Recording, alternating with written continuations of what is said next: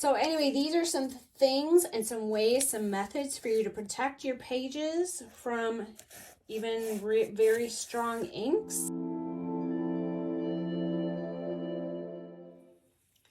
Hey friends, I want to talk to you today about how to protect your Bible pages. So forgive my hands, I had a little tussle with the printer ink this morning, but there you go. Just adding a little extra color. So protecting your Bible pages is an important thing to do, considering that your Bible pages are super thin. So they are strong enough to hold some things, but there are other ways that you can protect them as well. So I have this covering up my sample, but I've done some work ahead of time to help kind of explain how this goes. So the first thing you want to do is stick a piece of paper behind the page that you're working on.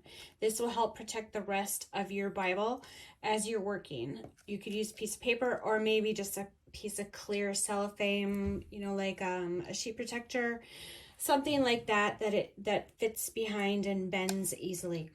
I have a few different options. So we've got some gesso. So you can use a clear gesso or this one is a white gesso. These just happen to be the ones that I have on hand, but there's lots available on the market. So a clear gesso will, of course, let you see all of your words underneath. A white gesso will give you just a little bit of a cloudy cover to your text, but you can still read it. And then the other option that you can use is a white paint. I don't even know where I got this one, maybe Walmart or something, but this will also work like a white gesso. And you can see the text under it, but it also gives you a little bit of coverage. So those are ways that you can protect your pages from the inks and the pens that you use on top of it. So as an example, I went around the outside of this page before I did anything. And I have a permanent marker here, a Pigma Micron pen. Here's an ink brush pen here. This one is used in this is the acrylic paint. This one is a chalk marker. This is just a regular marker. This one is a gel pen. And I used a couple of different ink stamps. You can see this stamp here. These are Ranger inks. This one's a Ranger ink. It's like a distress ink. And then this one is like the cheap Hobby Lobby ink, which Stampabilities, I think, is the name of it. And the reason I did this was so that you can see what bleeds through. So on the back side, you can see that a permanent marker bleeds through. Now, just note, I'm in the very back pages of my Bible. I use these as sample pages when I'm trying to test out which products work or don't work in my Bible. So here's a permanent ink. The Micron, the ink pen bleeds through. These two bleed through. To be fair, the gel pen did not bleed through before I stuck gesso on it, nor did this ink.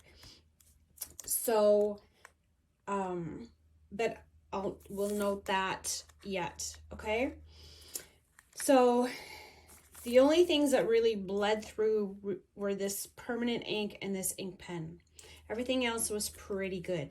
But here's how, when you put on gesso or other inks, gesso or paint, then you can actually use different sorts of inks, like what normally would bleed through does not bleed through, okay?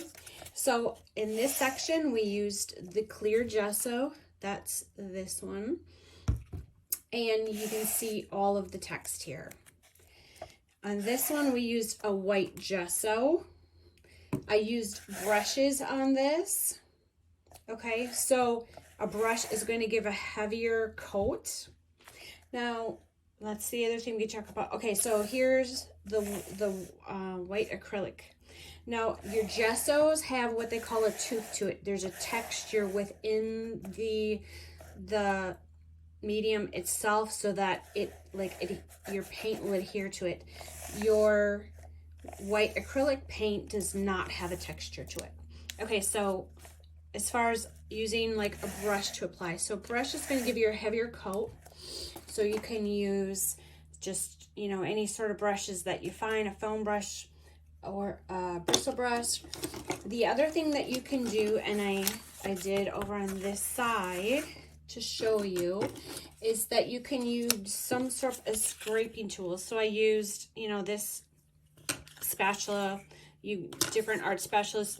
You can also use the edge of an old card. So I kind of save these and I use them for painting, but you just take that and scrape this on.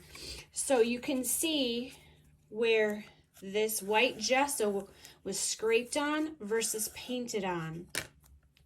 This is much more readable. It's a thinner layer. A brush will give you a thicker layer. Same with the white acrylic paint. You're going to get a thinner layer, although this probably technically has like a couple layers on it. You're going to get a thinner layer and a thicker layer with a brush. So just to note, those are utensils that you can use to put the gesso or the acrylics onto your page, and just there's a difference in how it's going to land. Okay, so let's talk about what happens. So in this case, you know, I went over the top of my edges with the gesso and the acrylic paint, and then I came back and I wrote, here's a permanent marker, permanent marker, permanent marker, ink, brush pen. So these here actually bled through on the original down on the edge. Okay, and you can see that none of them bled through once you had a layer of acrylic or gesso underneath. So you can see how effective a gesso or an acrylic paint is at protecting your pages from bleed through. So again, you know, your gel pen, I guess this is a Sisippo marker. That was these little Japanese markers, just a gel pen, this Faber-Castell. Now this was the line that I drew. It did not bleed through. These are good pens to use. They're really hard to see though, aren't they? Okay. And good old Sharpie. This one is, I can't remember the name of this one, but it is, oh yeah, a Pentel brush pen. And I like this because of line work stuff. So chalk markers, those don't tend to bleed through anyway. This is the chalk marker here, and it was good. So anyway, these are some things and some ways, some methods for you to protect your pages from even very strong inks.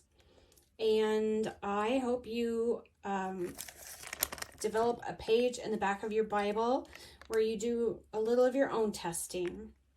And if you have any questions, please leave them in the comments. And I'll see you in the next video. Bye.